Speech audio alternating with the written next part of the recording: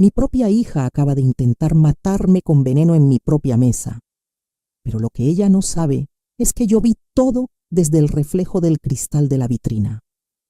Mientras ella sonreía sirviéndome esa sopa que supuestamente había preparado con tanto amor, yo ya sabía que contenía algo que podría acabar con mi vida en cuestión de horas. Pero aquí estoy, viva.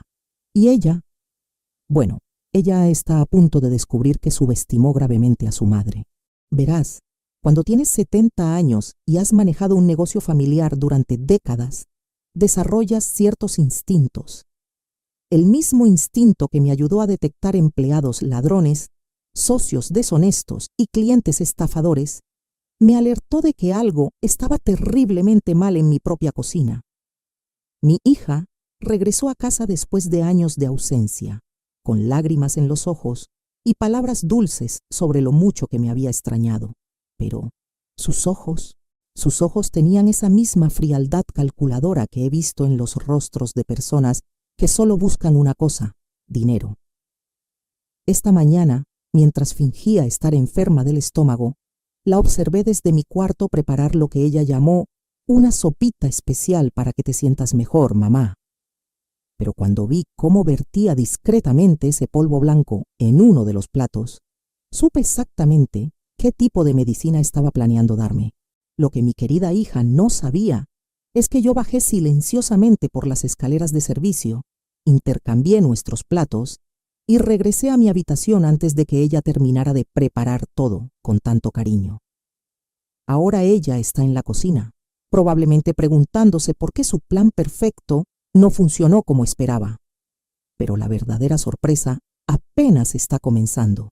Sigue mi historia hasta el final y comenta la ciudad desde donde me estás viendo para saber qué tan lejos ha llegado mi relato.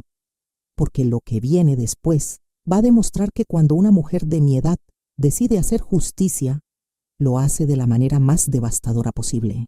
Mi nombre es Elena Vázquez, tengo 70 años y durante los últimos 45 años he sido la dueña y administradora de Comercial Vázquez, una empresa familiar aquí en Guadalajara que comenzó como una pequeña tienda de abarrotes y que hoy vale más de 30 millones de pesos.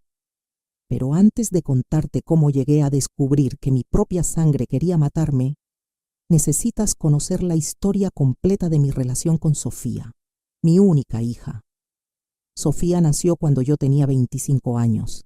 Su padre, mi difunto esposo Roberto, murió en un accidente cuando ella apenas tenía 12 años, dejándome sola para criar a una adolescente rebelde y mantener el negocio familiar a flote. En esos días, trabajaba 18 horas diarias, de madrugada, revisando inventarios, en la mañana atendiendo proveedores, en la tarde supervisando empleados y en las noches haciendo cuentas hasta que los números cuadraran. Sofía nunca entendió los sacrificios que hice por ella. Mientras yo me levantaba a las 5 de la mañana para abrir la tienda, ella se quejaba de que no tenía la ropa de marca que usaban sus amigas del colegio privado al que la mandé con tanto esfuerzo. Cuando cumplió 15 años, le organicé una fiesta que me costó más de 200,000 pesos, dinero que saqué de las ganancias de la empresa. Su respuesta fue decirme que todas sus amigas habían tenido fiestas mejores. A los 18 años, Sofía decidió que quería estudiar diseño de modas en una universidad privada de la Ciudad de México. El costo era de 1,800,000 pesos por los 4 años de carrera, más gastos de manutención. Yo vendí 2 propiedades que había comprado como inversión para poder pagarle esos estudios. Nunca me dio las gracias. De hecho, me dijo que era lo mínimo que podía hacer como madre. Durante sus años universitarios, Sofía venía a Guadalajara solo cuando necesitaba dinero. Siempre tenía alguna emergencia, que si necesitaba dinero para materiales, que si se había enfermado y necesitaba pagar médicos privados, que si tenía que hacer un viaje de estudios a Europa. Cada vez que me llamaba, yo sabía que no era porque me extrañara, sino porque su cuenta bancaria estaba vacía. Cuando se graduó, en lugar de regresar a Guadalajara para ayudarme con el negocio familiar como habíamos acordado, se quedó en la capital. Conoció a un grupo de amigos que ella describía como artistas y emprendedores, pero que yo sabía que eran vagos viviendo de sus padres. Sofía comenzó a frecuentar fiestas caras, restaurantes exclusivos y viajes a playas privadas, todo financiado por las transferencias que yo le hacía cada mes. En los últimos 10 años, nuestra relación se había vuelto puramente transaccional. Ella me llamaba, me pedía dinero, yo se lo enviaba y no volvía a saber de ella hasta la siguiente vez que necesitaba algo.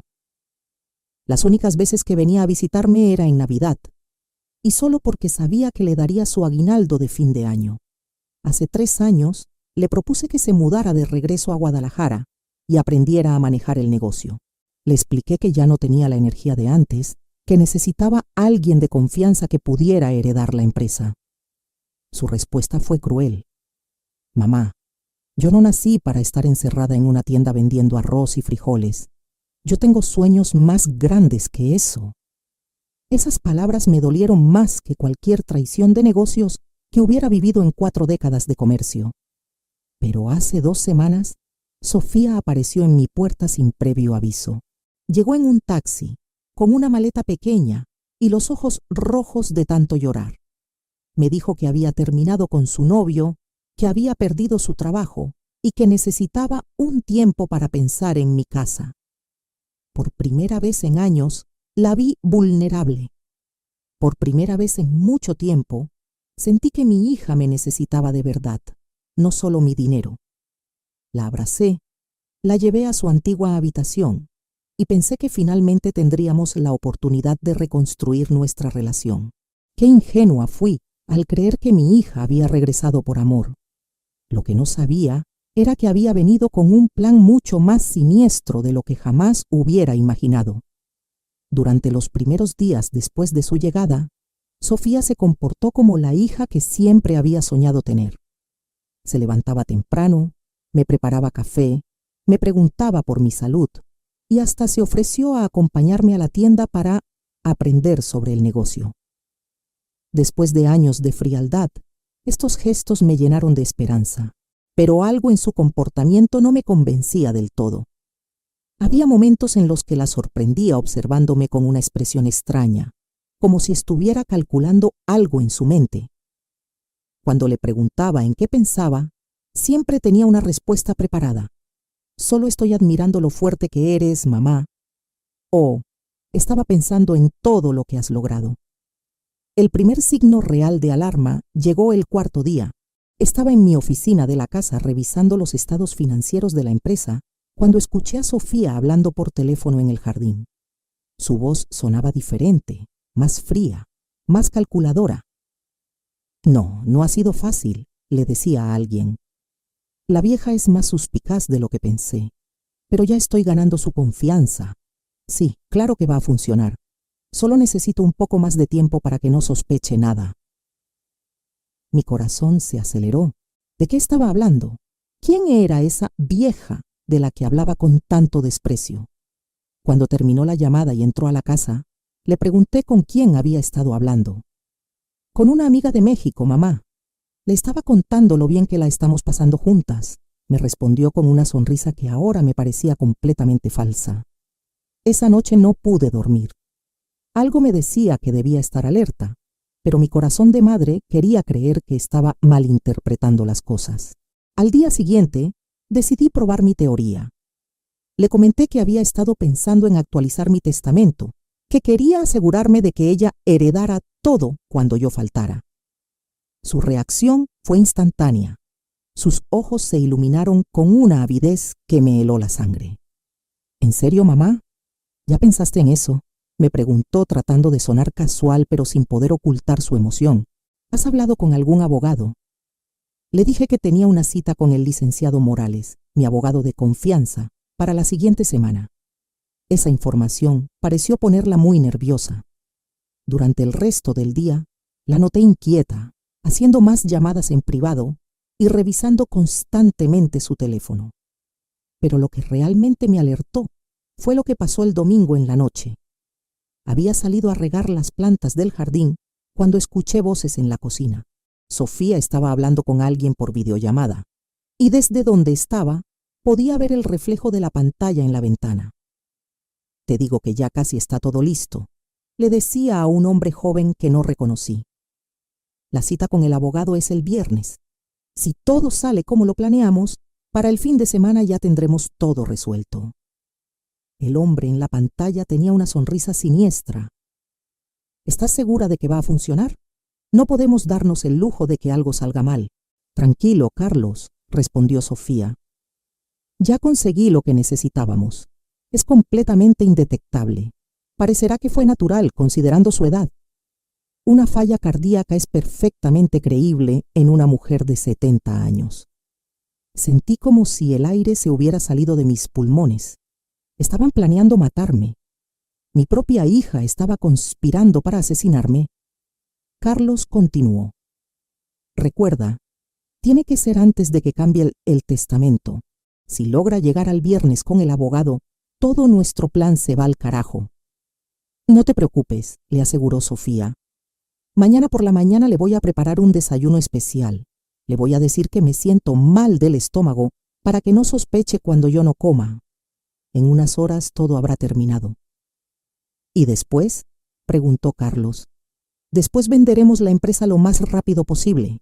Con 30 millones de pesos podemos irnos a vivir donde queramos y nunca más volver a preocuparnos por dinero. Me quedé paralizada detrás del rosal donde me había escondido. Mi hija, la niña a la que había criado, educado y mantenido durante 45 años, estaba planeando asesinarme por dinero. Y no cualquier asesinato, uno premeditado, calculado, diseñado para parecer natural.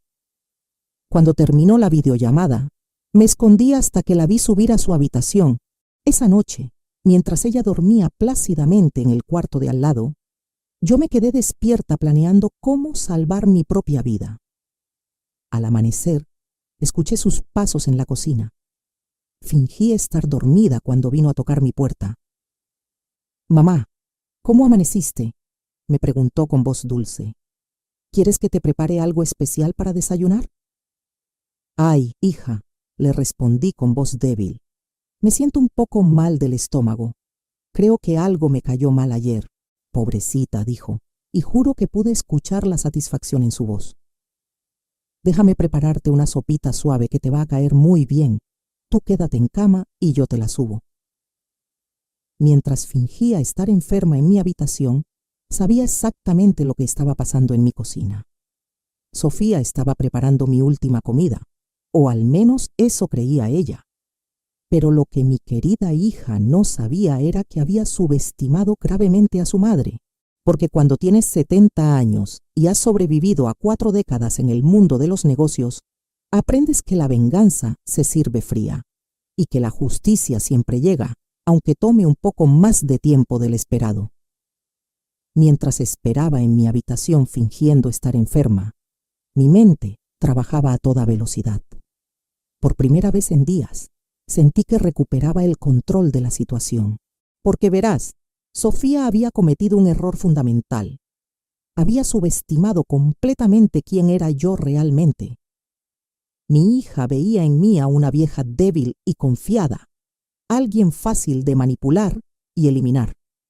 Pero lo que ella no sabía es que durante 45 años dirigiendo Comercial Vázquez, había enfrentado situaciones que la habrían destruido antes de cumplir 25 años. ¿Crees que llegué a tener una empresa de 30 millones de pesos siendo ingenua? En este negocio he lidiado con empleados que robaban mercancía, socios que falsificaban documentos, proveedores que me estafaban y competidores que saboteaban mis envíos. He sobrevivido a crisis económicas, devaluaciones y hasta intentos de extorsión. Cada situación me enseñó algo nuevo sobre la naturaleza humana y sobre cómo protegerme. Pero había algo que Sofía desconocía por completo sobre mi situación financiera actual. Algo que iba a cambiar totalmente el juego. Hace 3 años, cuando me di cuenta de que mi relación con ella se había vuelto puramente económica, tomé una decisión que resultaría ser la más inteligente de mi vida. Contraté los servicios de un detective privado, el licenciado Hernández, para que investigara en qué andaba realmente mi hija en la Ciudad de México. El informe que recibí me destrozó el corazón. pero también me abrió los ojos completamente. Sofía no había perdido su trabajo como me había dicho. En realidad, nunca había tenido un trabajo real. Durante los últimos 10 años, había estado viviendo como mantenida de una serie de hombres mayores, fingiendo ser soltera mientras les sacaba dinero. Cuando uno se cansaba de ella, simplemente pasaba al siguiente. El tal Carlos, su cómplice actual, resultó ser un estafador profesional con antecedentes penales. Su especialidad era seducir a mujeres con problemas económicos y convencerlas de robar o estafar a sus propias familias. Ya había operado este mismo esquema con otras 3 mujeres en diferentes estados del país. Pero lo más revelador del informe era esto. Sofía tenía deudas por más de 2 millones de pesos. Había pedido préstamos a agiotistas usando mi nombre como aval.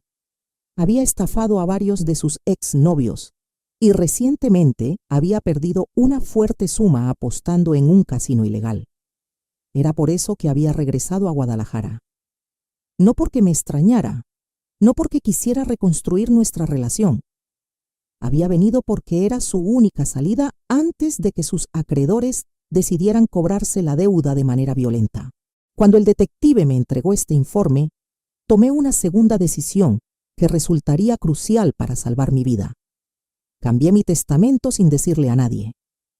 El Nuevo Testamento establecía que si yo moría de manera sospechosa o antes de cumplir 80 años, toda mi fortuna se donaría automáticamente a un fideicomiso benéfico que se encargaría de construir escuelas en comunidades rurales de Jalisco.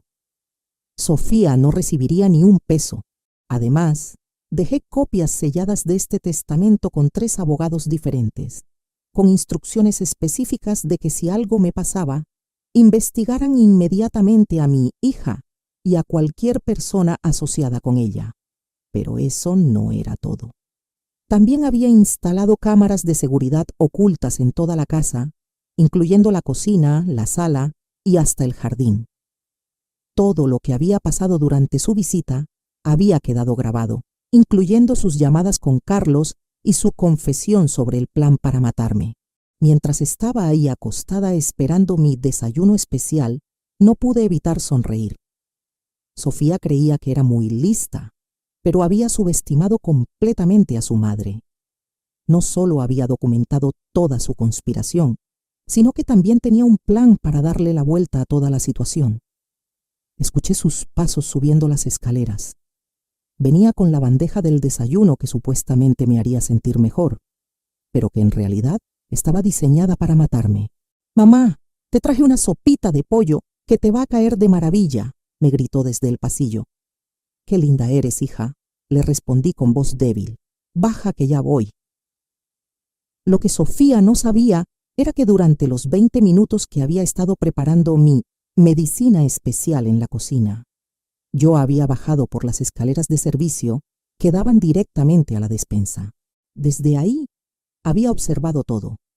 Cómo vertía el polvo blanco en uno de los tazones, cómo mezclaba cuidadosamente para que no se notara, y cómo probaba la sopa del otro tazón para asegurarse de que estuviera normal. Cuando vi que salía de la cocina para subir a mi habitación, aproveché para entrar rápidamente e intercambiar los tazones. El que tenía el veneno ahora estaba en su lugar, y el que estaba limpio ahora estaba en el mío. Mi hija estaba a punto de probar su propia medicina, literalmente. Pero mi plan no terminaba ahí. Esta era solo la primera parte de la justicia que había estado preparando durante días. Porque cuando alguien intenta matarte por dinero, especialmente cuando esa persona es tu propia hija, la venganza tiene que ser proporcional al daño que intentaron causarte. Y créeme, lo que tenía planeado para Sofía y Carlos iba a ser mucho peor que cualquier veneno. Bajé lentamente las escaleras fingiendo la debilidad de una mujer enferma.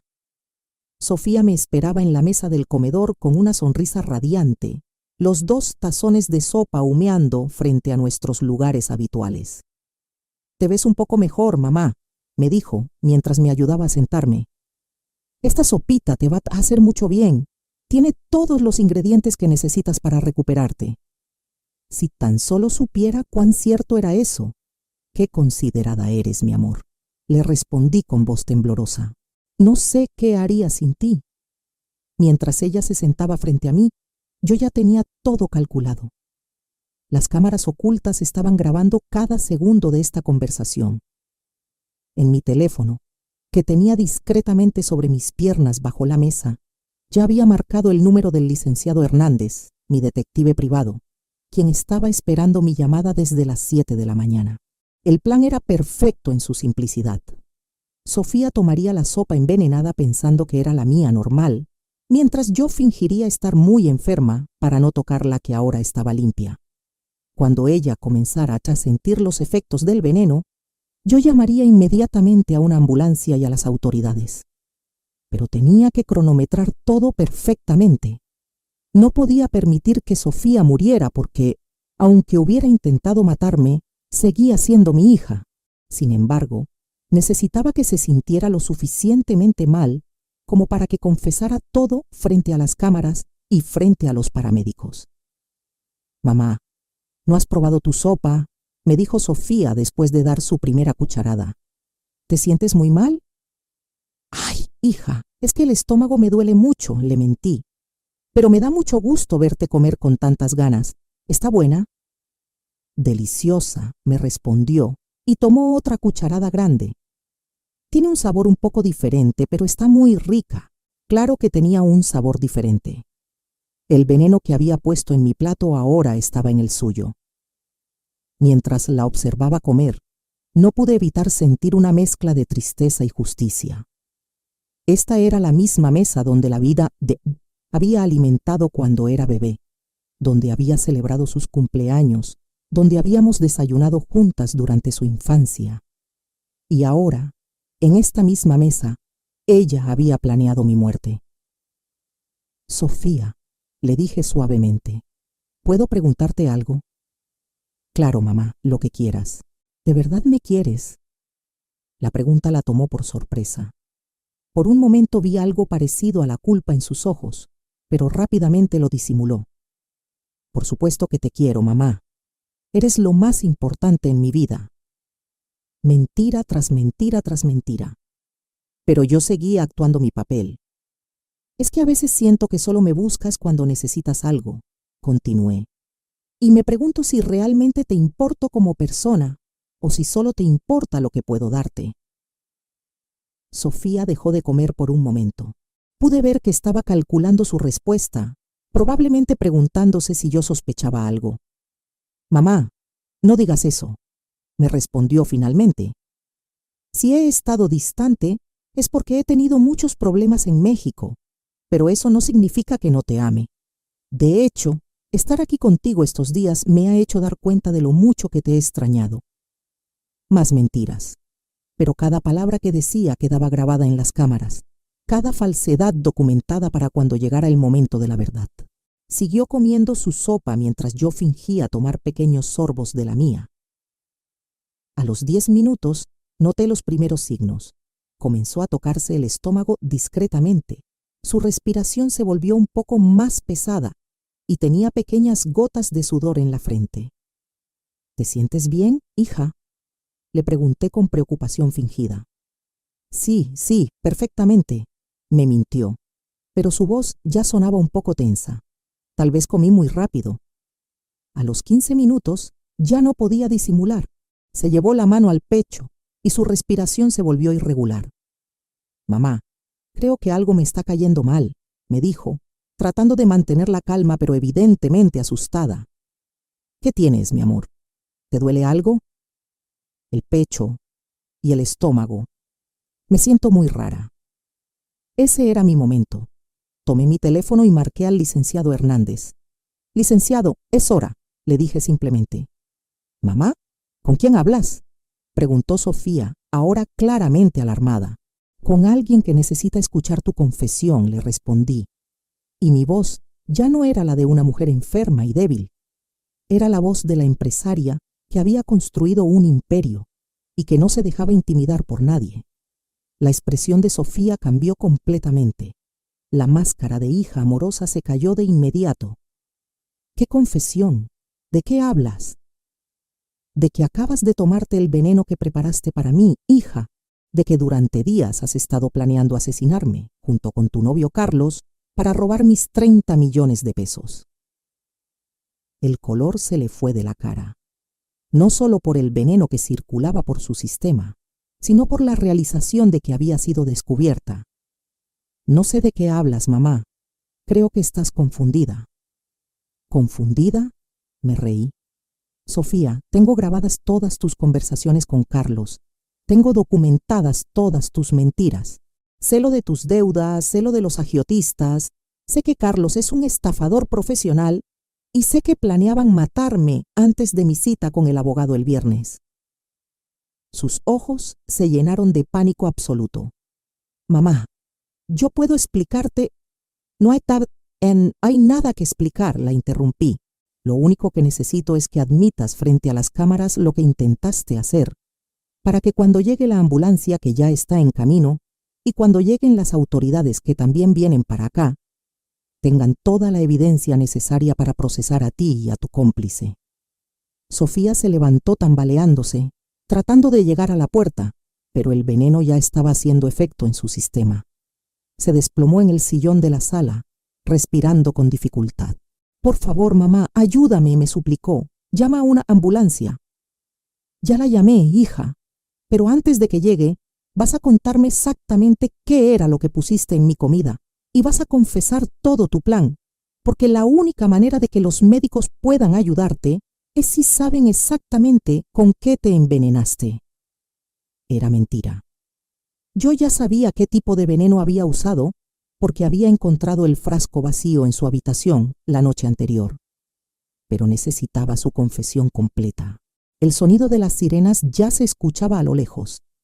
Mi justicia estaba a punto de ser servida, y Sofía finalmente iba a pagar por su traición de la manera más poética posible. Las sirenas se escuchaban cada vez más cerca, mientras Sofía se retorcía en el sillón, sudando y respirando con dificultad. Sus ojos me miraban con una mezcla de terror y súplica, pero yo mantuve mi posición firme al otro lado de la sala. Mamá, por favor, ayúdame, gimoteó. Siento que me voy a morir. No te vas a morir, Sofía, le dije con una calma que me sorprendió a mí misma. La dosis que pusiste en mi comida era suficiente para provocar un ataque cardíaco en una mujer de 70 años, pero no para matar instantáneamente a una mujer joven como tú. Calculaste mal. ¿Cómo sabes eso? Porque encontré el frasco vacío de Digitálico en tu habitación anoche. Es un medicamento para el corazón que en dosis altas puede provocar arritmias mortales. Muy inteligente, considerando que a mi edad cualquier médico habría certificado mi muerte como natural.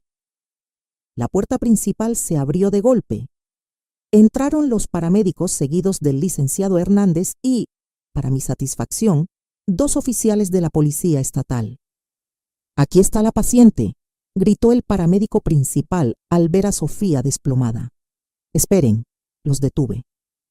«Antes de que la atiendan, necesito que escuchen esto». Le hice una seña al licenciado Hernández, quien sacó una grabadora digital.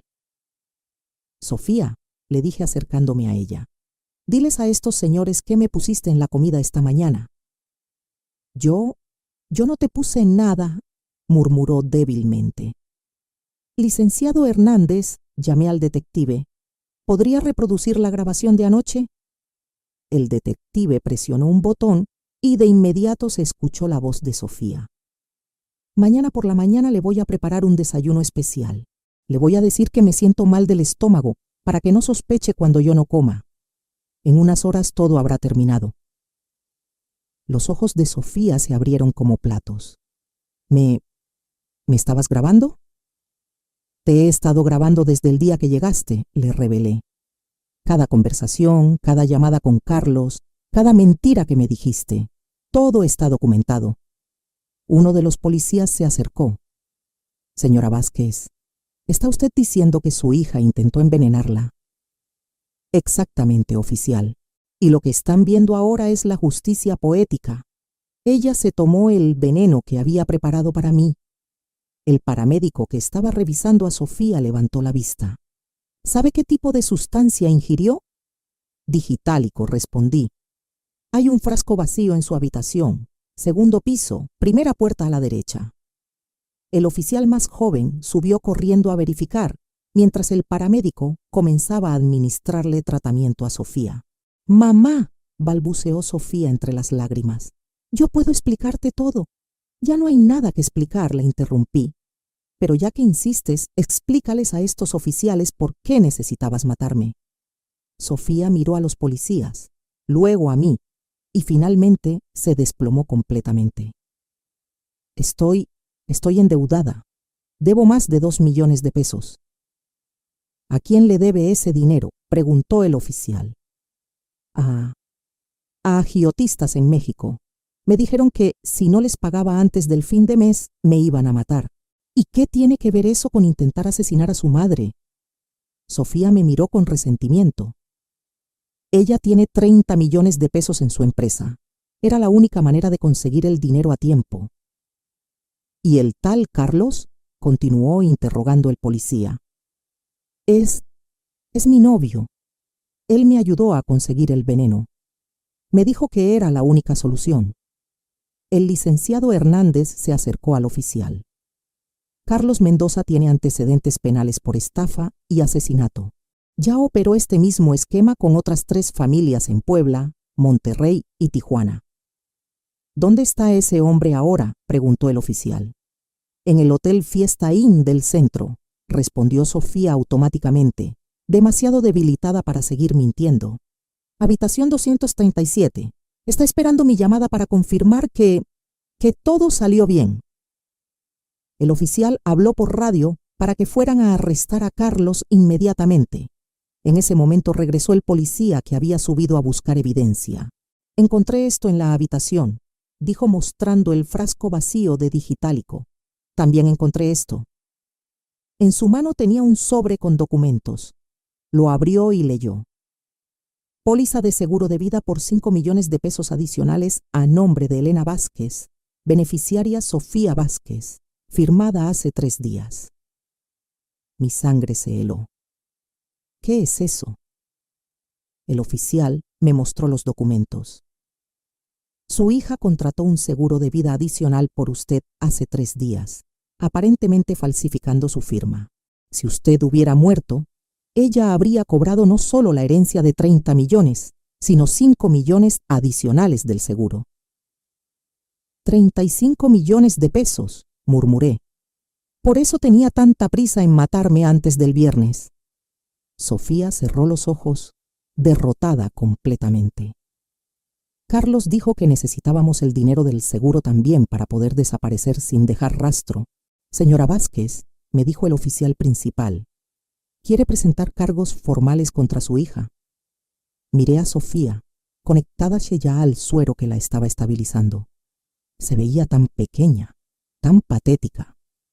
Durante un momento, mi corazón de madre quiso protegerla una vez más. Pero luego recordé su risa mientras planeaba mi muerte, su frialdad al calcular cuánto dinero obtendría de mi cadáver. Sí, oficial, respondí con voz firme. Quiero presentar cargos por intento de homicidio, fraude, falsificación de documentos y cualquier otro cargo que aplique. ¿Y contra Carlos Mendoza? También, como coautor intelectual y material de todos los delitos. El paramédico se acercó. Tenemos que llevarla al hospital para hacerle un lavado gástrico completo. ¿Viene usted con nosotros? Miré a Sofía una última vez. Sus ojos me suplicaban, pero ya no sentía nada más que lástima por ella.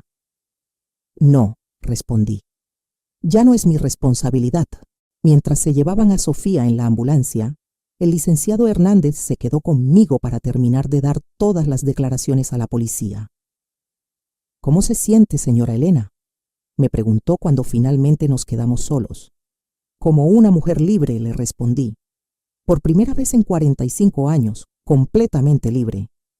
Pero mi libertad apenas estaba comenzando, porque lo que había planeado para el resto de mi vida iba a ser mucho mejor que cualquier venganza.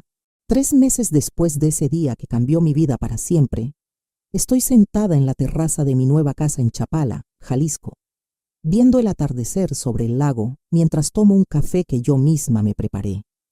Por primera vez en décadas, no tengo que preocuparme por empleados deshonestos, inventarios perdidos o familiares manipuladores.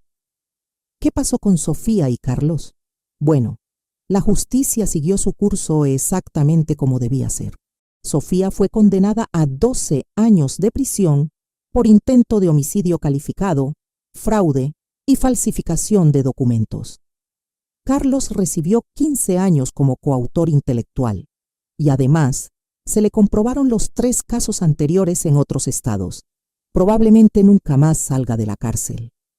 Durante el juicio, Sofía intentó usar la carta de hija arrepentida para obtener una sentencia menor. Lloró frente al juez, habló de lo mucho que me amaba y hasta trató de culpar todo a la mala influencia de Carlos. Pero las grabaciones no mienten y la evidencia era incontrovertible. La última vez que la vi fue en la sala del tribunal cuando le leyeron su sentencia.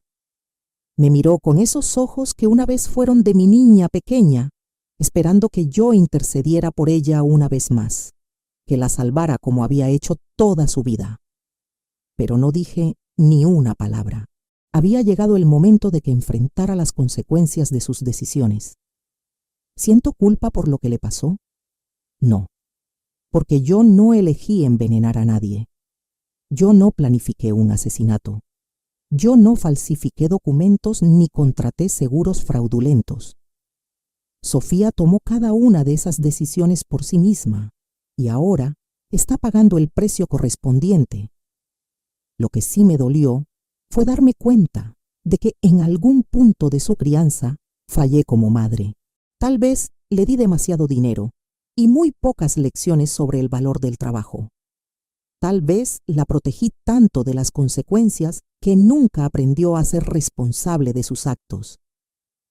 Pero esa culpa ya no me consume como antes, porque entendí algo fundamental. No puedes salvar a alguien que no quiere ser salvado. ¿Y qué hice con Comercial Vázquez, la empresa que construí durante 45 años? La vendí por 42 millones de pesos. Sé que muchos pensarán que estoy loca por vender un negocio próspero, pero tengo 70 años y ya no tengo a quién heredarle. Además, después de lo que pasó con Sofía, me di cuenta de que el dinero puede convertir a las personas en monstruos. No quería seguir siendo prisionera de una fortuna que había atraído solo codicia y traición a mi vida. Con parte del dinero de la venta, pagué todas las deudas que Sofía había contraído usando mi nombre. No porque se lo debiera, sino porque no quería que su irresponsabilidad manchara mi reputación o pusiera en peligro a otras personas inocentes. Después, doné 15 millones de pesos para construir una escuela técnica en una comunidad rural de Jalisco, donde los jóvenes puedan aprender oficios y no tengan que emigrar a las ciudades en busca de oportunidades. Otros 10 millones los invertí en un fideicomiso que proporciona becas universitarias para estudiantes de escasos recursos, pero con una condición. Tienen que trabajar medio tiempo mientras estudian para que aprendan el valor del esfuerzo. No quiero crear más Sofías en este mundo. Y con los 17 millones restantes, compré esta hermosa casa frente al lago de Chapala y me aseguré una vejez cómoda y digna, pero sobre todo tranquila. Aquí, en esta nueva vida, he descubierto placeres que había olvidado durante décadas de trabajo constante. Me levanto cuando quiero, leo libros que siempre quise leer pero nunca tuve tiempo, camino por la orilla del lago y he empezado a tomar clases de pintura con otras mujeres de mi edad que también decidieron reinventarse. Tengo nuevas amigas que me conocieron después de todo el drama familiar, así que me ven simplemente como Elena, no como la empresaria exitosa o la madre traicionada, solo como una mujer de 70 años que decidió empezar una nueva vida. ¿Extraño a Sofía?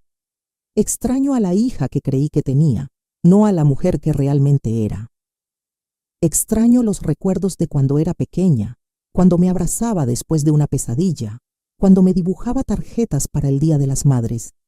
Pero esa niña murió hace mucho tiempo, y la mujer en la que se convirtió era una extraña peligrosa. A veces me llegan noticias de la prisión. Sé que Sofía ha tratado de contactarme varias veces, pero he dado instrucciones específicas de que no acepten sus llamadas ni sus cartas. No hay nada que pueda decirme que cambie lo que hizo, y no hay nada que yo pueda decirle que la convierta en una persona diferente. He aprendido que el perdón no significa permitir que alguien siga lastimándote. Puedo perdonar a Sofía por mi propia paz mental, pero eso no significa que tenga que tenerla en mi vida. La lección más importante que he aprendido a los 70 años es esta. Nunca es demasiado tarde para empezar de nuevo. Nunca es demasiado tarde para elegir tu propia felicidad sobre las expectativas de otros. Y nunca es demasiado tarde para poner límites saludables, incluso con la familia. Si estás escuchando esta historia y tienes familiares que te manipulan, que te usan, que solo te buscan cuando necesitan dinero, quiero que sepas que no tienes que soportarlo solo porque son familia. La familia real se construye con amor, respeto y reciprocidad, no con chantajes emocionales y explotación. Mi consejo para cualquier mujer que esté pasando por algo similar es: confía en tus instintos. Si algo se siente mal, probablemente lo está. No ignores las señales de alarma por amor o por culpa. Y recuerda que protegerte a ti misma no te convierte en mala persona, te convierte en una persona inteligente. ¿Qué harías tú en mi lugar? ¿Has pasado por algo similar con familiares que solo te ven como un cajero automático? Comenta abajo y cuéntame tu historia, porque aunque cada situación es diferente, ninguna mujer debería enfrentar estos problemas sola. Y si conoces a alguien que esté viviendo una situación de abuso familiar o manipulación, comparte esta historia. A veces, escuchar que otras personas han pasado por lo mismo y han salido adelante es exactamente lo que necesitamos para tomar las decisiones difíciles, pero necesarias. Mientras tanto, yo seguiré aquí en Chapala, disfrutando de cada amanecer como un regalo, sabiendo que tomé las decisiones correctas y que mi vida, finalmente, me pertenece solo a mí. Esta es mi historia de traición, justicia y renacimiento. Una historia que me dolió vivir, pero que me alegra poder compartir, porque si mi experiencia puede ayudar a una sola mujer a protegerse de familiares tóxicos, entonces todo habrá valido la pena. Recuerda, mereces una vida llena de respeto, amor genuino y paz. No te conformes con menos, sin importar quién te esté pidiendo que lo hagas.